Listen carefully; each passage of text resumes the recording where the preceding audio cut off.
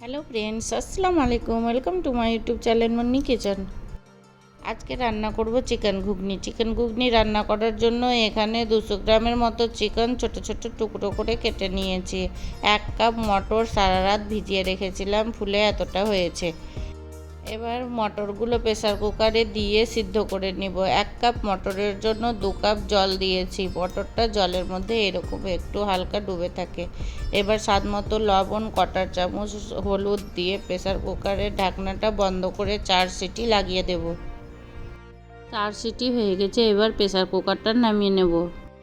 Pressure কুকারের গ্যাসটা বের হয়ে গেলে ঢাকনা খুলে দেখব। দেখুন মটরটা কতটা সুন্দর হয়ে সিদ্ধ হয়েছে।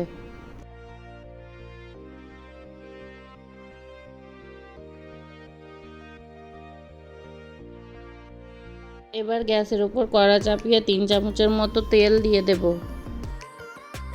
তেলের মধ্যে 1 টুকরো দালচিনি, 2টো ছোট এলাচ দিয়ে দেব। তারপরে 2টো পেঁয়াজ কুচি দিয়ে দেব।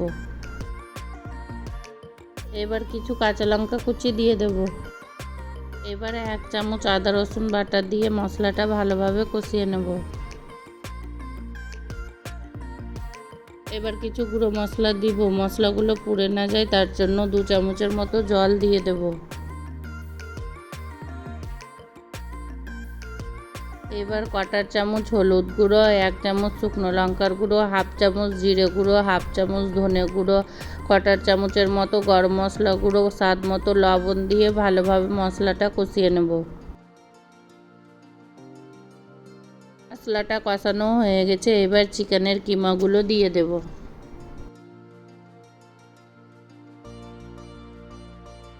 চিকেনটা ভালোভাবে মশলার সঙ্গে কষিয়ে চিকেনটা সিদ্ধ করার জন্য 1/2 কাপের মতো জল দিয়ে দেব।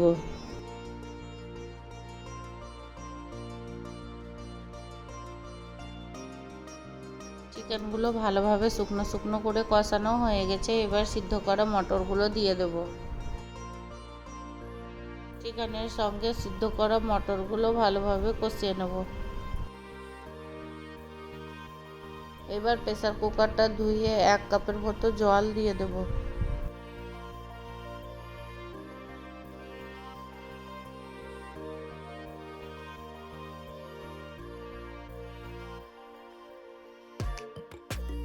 সবশেষে একটা ঘুগনির স্পেশাল মশলা দিয়ে দেব আর কিছু ধনেপাতা কুচি দিয়ে দেব।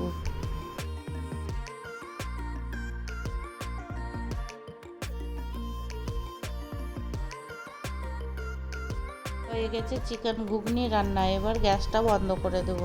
আমি এখানে আলু ব্যবহার করিনি, আপনারা চাইলে সিদ্ধ করা আলু ব্যবহার করতে পারেন। দেখুন হয়ে গেছে চিকেন ঘুগনি রান্না। দেখতে কতটা সুন্দর হয়েছে, দেখেই লোভনীয় লাগছে।